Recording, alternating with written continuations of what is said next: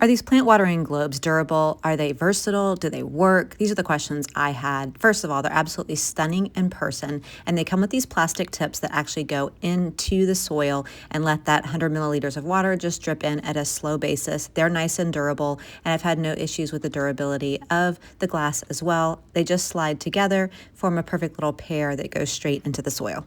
They work by being a self-watering system that slowly releases water directly in the moisture lever for about 5 days, so you don't have to manually constantly remember to do it, and it helps keep everything more consistently moist. And I think they're super cute in person. You can use them indoors or outdoors. I've only used them in. Easy to use and install. Oftentimes I'll just run it under a very slow drip under the faucet, but you can do it with any pouring device as long as you take your time.